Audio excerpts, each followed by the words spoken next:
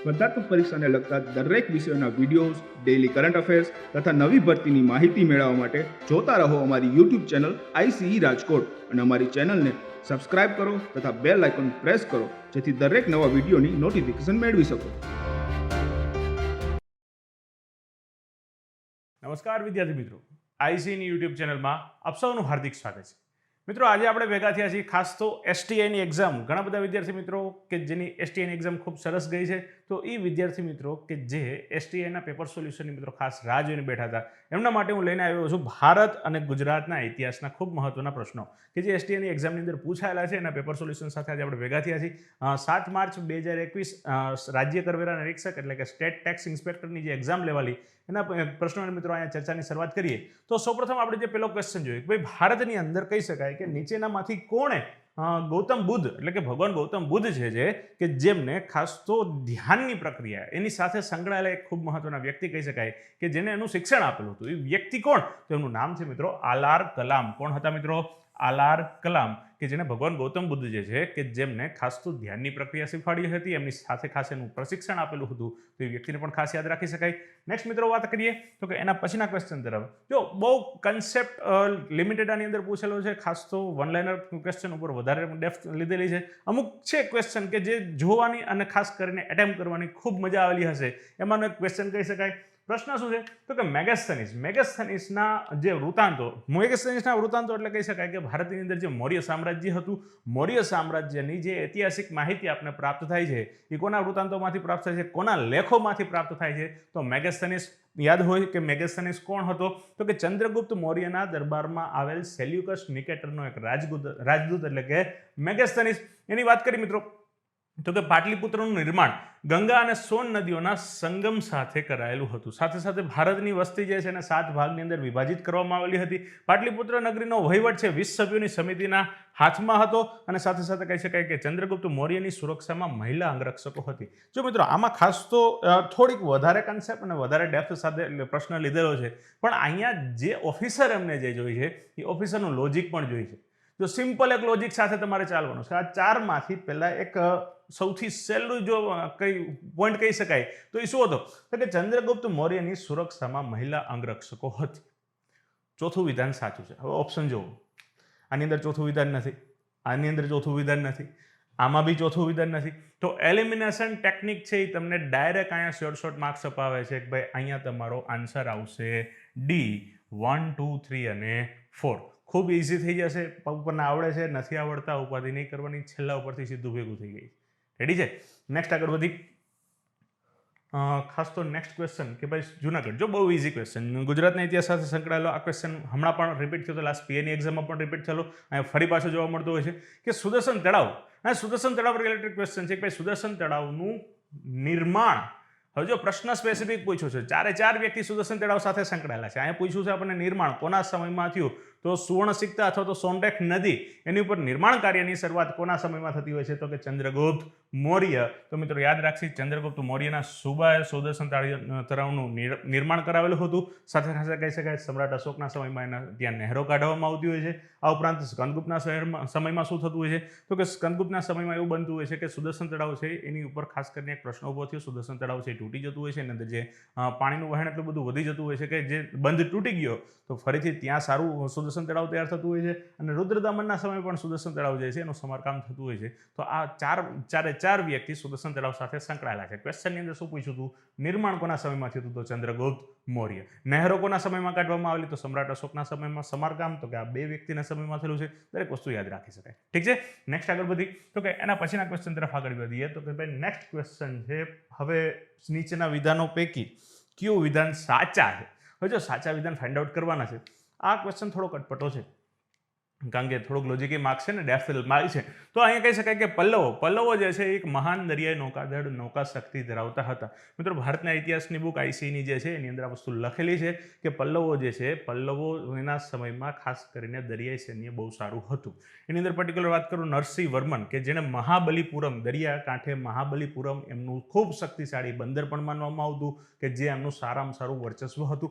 સાથે સાથે દંડી પણ નરસિંહ વર્મન બીજાના સમયમાં એના દરબારમાં રહેલા એક કવિ હતા. આ વિધાન પણ સાચું છે. એના પછીનું વિધાન જોઈએ તો કે પલ્લવોના મોટાભાગના જે શિલાલેખો છે એ સંસ્કૃત ભાષામાં હતા. મોટાભાગે એવું કહેવામાં આવે છે કે પ્રાકૃતની અંદર પણ સારું વર્ચસ્વ હતું, સંસ્કૃતમાં પણ સારું વર્ચસ્વ હતું. તો આ વિધાન પણ કેવું છે?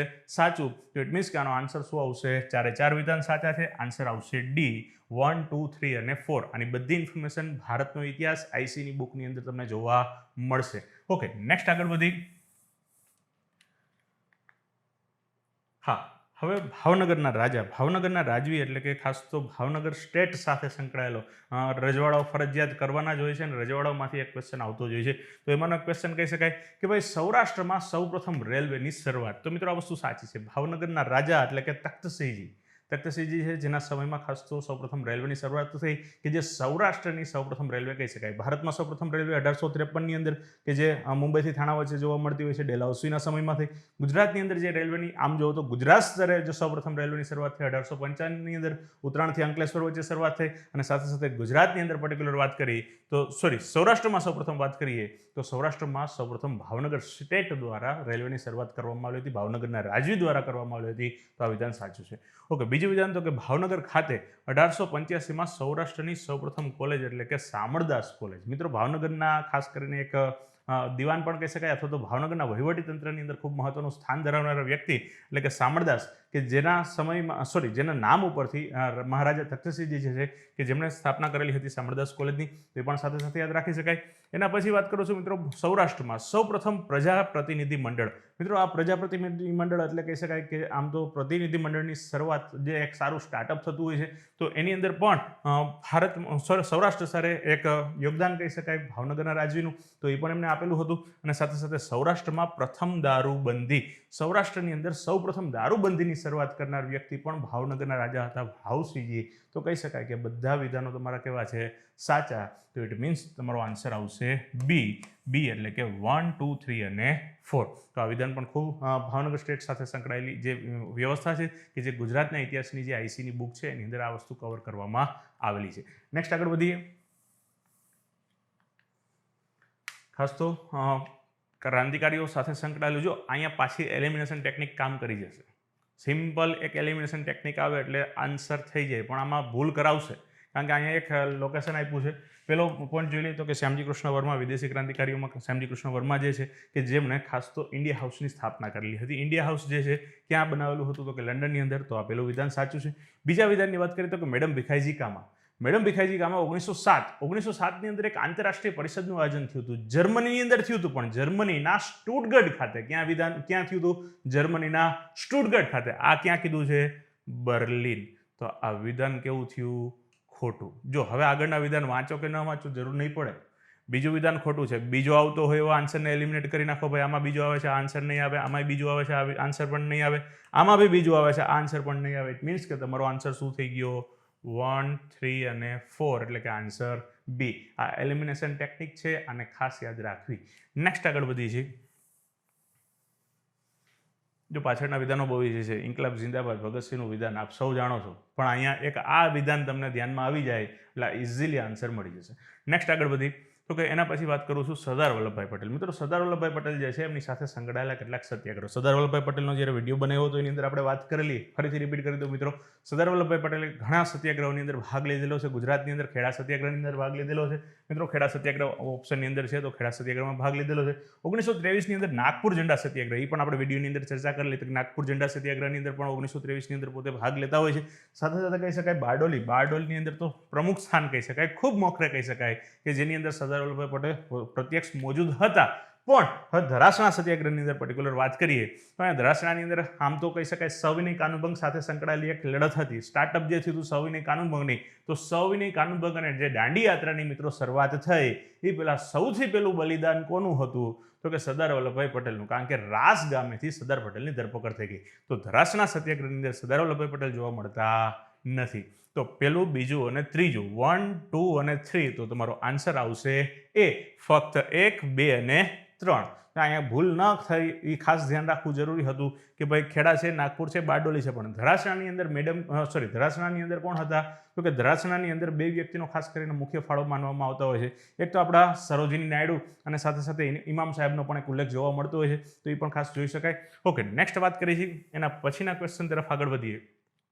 તો કે નેક્સ્ટ ક્વેશ્ચન જે છે ખાસ તો જૈન ધર્મના ત્રિરત્ન બુક જોઈ હોય તો બુકની અંદર જો તો એક કોષ્ટક જ તમને જોવા મળતું હોય છે, એક ચાર્ટ બનાવી મૂકેલો છે કે જૈન ધર્મના ત્રિરત્નો, 3 રત્નો ક્યાં? તો કે સમ્યક જ્ઞાન, સમ્યક દર્શન અને સમ્યક ચરિત્ર. ઇઝીલી, બહુ ઇઝી આન્સર હતો. સમ્યક જ્ઞાન, સમ્યક દર્શન અને સમ્યક ચરિત્ર, એટલે તમારો આન્સર આવશે એ.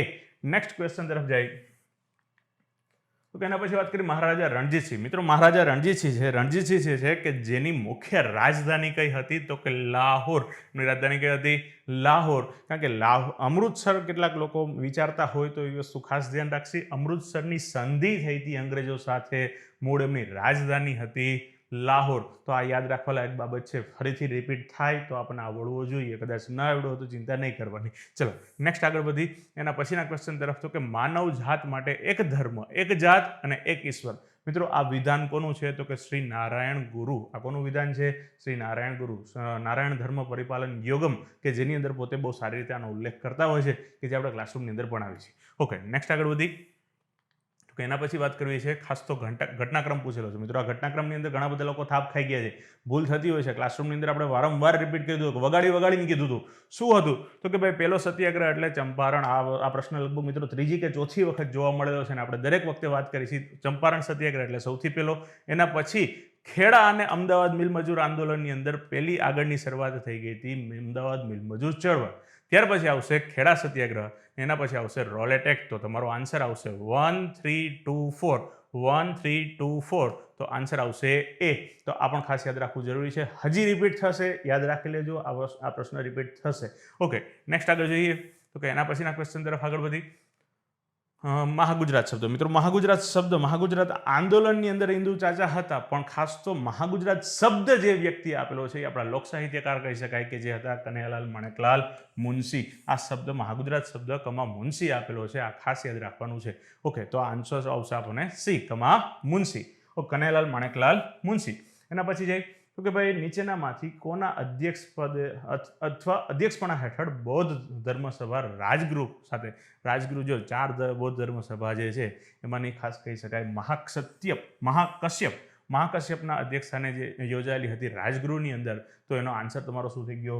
સી. બહુ ઇઝી ફેક્ટ ડેટા પૂછેલો છે. 4 બૌદ્ધ સભાઓ છે, બધા યાદ રાખતા જ હોય છે. એમાંનો ક્વેશ્ચન છે, ઇઝીલી આવી જશે.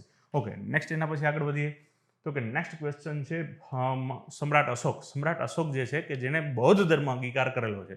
તો બૌદ્ધ ધર્મ અંગીકાર થયો તો એની પાછળ જવાબદારી એક વ્યક્તિનો બહુ મોટો ફાળો, કારણ કે એને બહુ મોટું જ્ઞાન સમ્રાટ અશોકને આપેલું કે જેનાથી ખૂબ પ્રભાવિત થતા હોય છે. એટલા માટે સમ્રાટ અશોક બૌદ્ધ ધર્મ અંગીકાર કરતા હોય છે.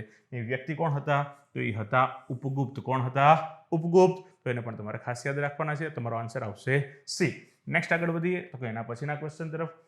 ખાસ તો કયા પલ્લવ રાજા કે જેને સુવિખ્યાત કહી શકાય મત વિલાસ પ્રહસન. મિત્રો એક હાસ્ય ગ્રંથ છે, એક હાસ્ય ગ્રંથ હતો મત વિલાસ પ્રહસન. આપણી જે ખાસ તો આઈસી રાજકોટની જે કહી શકાય કે ઇતિહાસની બુક છે, ઇતિહાસની બુકની અંદર એક બેઠું સેન્ટેન્સ તમને આ જોવા મળતું હોય છે કે મત વિલાસ પ્રહસન હાસ્ય ગ્રંથની રચના મહેન્દ્ર વર્મન, પલ્લવ રાજા હતા મહેન્દ્ર વર્મન, કે જેને આ વસ્તુની રચના કરેલી છે.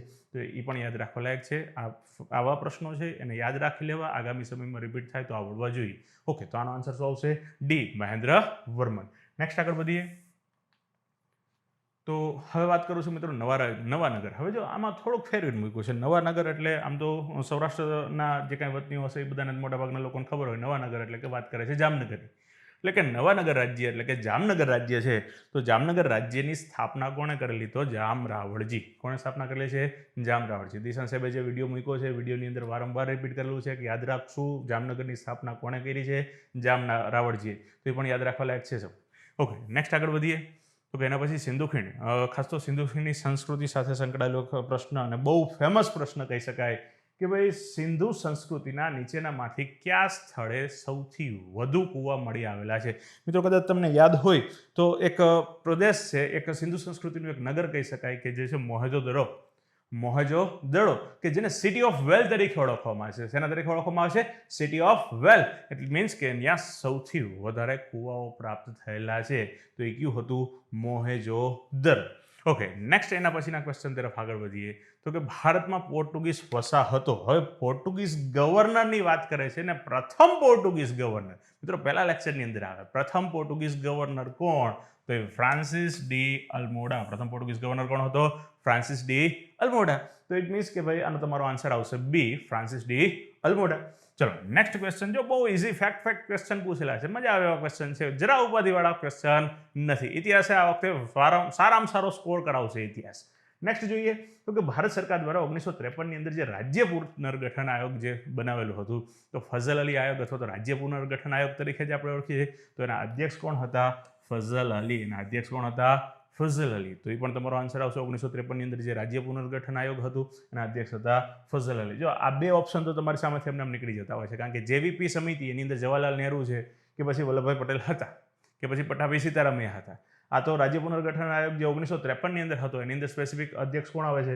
ફઝલ અલી. તો આ પણ બહુ ઇઝી, બંધારણમાં પણ લિંકઅપ ધરાવે છે, ઇતિહાસની અંદર પણ પૂછી લીધેલો છે, બહુ ઇઝી ક્વેશ્ચન છે. ઓકે, એના પછી જોઈએ ખાસ તો ગુજરાતના કયા ચાલુક્ય રાજાએ મોહમ્મદ ઘોરીને હરાવેલો?